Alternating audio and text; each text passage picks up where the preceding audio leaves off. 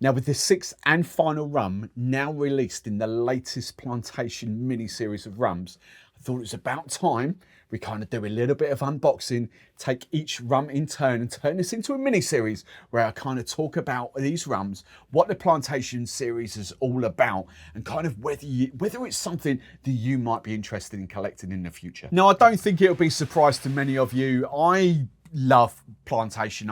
I love what they're all about. I'm not saying I adore every single rum that they do, but I love what they're about. For me, they are one of the go-to brands in rum. Now, I know there's conflict. I know there's love, hate, and all that about Plantation, about what they do.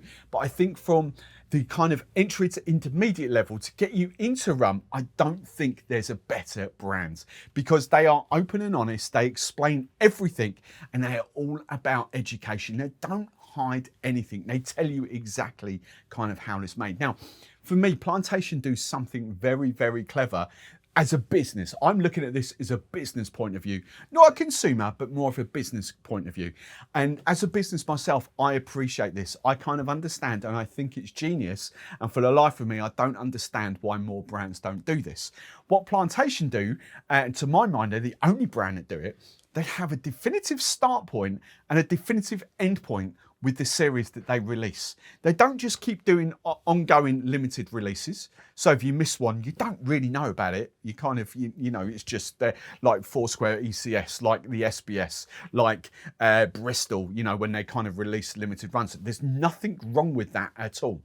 But if you miss one, you kind of, you know, it doesn't really matter. Whereas if you miss one in these ranges, you kind of think, you kind of kick yourself a little bit. And I think from a business point of view, that's very clever. Now, the previous series of this from Plantation was in 2020, and it was Birds of Paradise. I was going to call it Birds Under the Ceiling.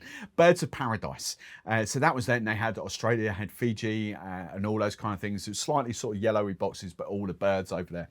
This was the 2022 kind of released. However, because of COVID, because of the pandemic, we kind of had the first one come out sort of 2021, and the last one has just recently come out May 2023. Now, what this series was called is Under the Sea, and there's a couple of little explanations about it. It's basically all the rums in here have kind of something in common, as in they're all ocean-facing countries, so they all have the borders that face the ocean. But actually, what they kind of do, you know, they're just showcasing marine animals, mammals, you know, fish, all that kind of stuff. So as I said, the previous one was Birds of Paradise. This one is essentially marine animals. Now, something's just confused me here. Now, this is completely off script because this is the second collection of this, because as I say, the Birds of Paradise for the first one, Under the Sea is the second one.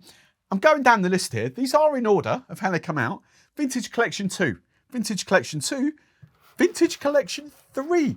I do think Plantation, there's a little bit of a misprint on the back of this box, but the rest of them are all Vintage Collection 2. This is the second collection, and this definitely 100% does belong in this collection. Now, I just want to cover something very, very quickly here, because like every headline I do on all my channels, the bio, what they're about, I always say I mainly focus on rum under £50, $60, 60 euros, give or take, because I don't believe great rum should cost you a fortune. However, I do have that caveat from time to time, especially with some of my favorite brands, that we do go over that £50, $60 mark, because I'm fully appreciative that some of you will have a little bit more of disposable income and will spend a little bit more.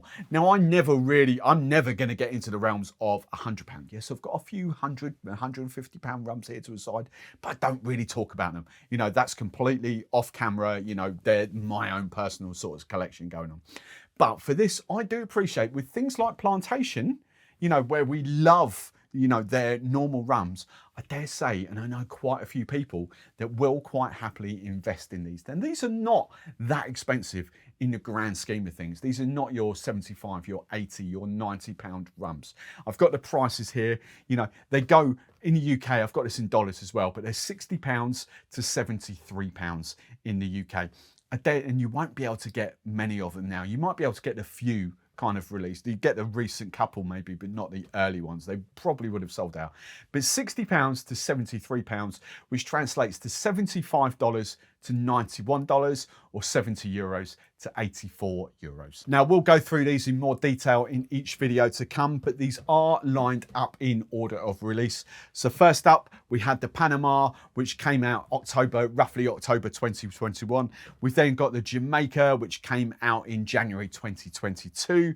We've then got the Fiji, which came out in April 2022. We've got the Guyana, which came out, where's that, July 2022. Barbados in September 2022, and then a little bit of a gap. This does say, these are when it was released by Plantation.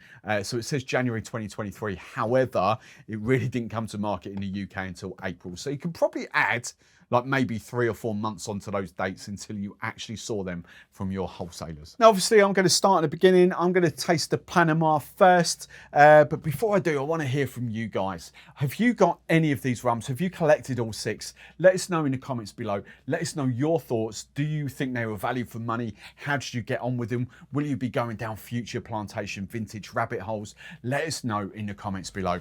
But for now, let's crack on with the Panama.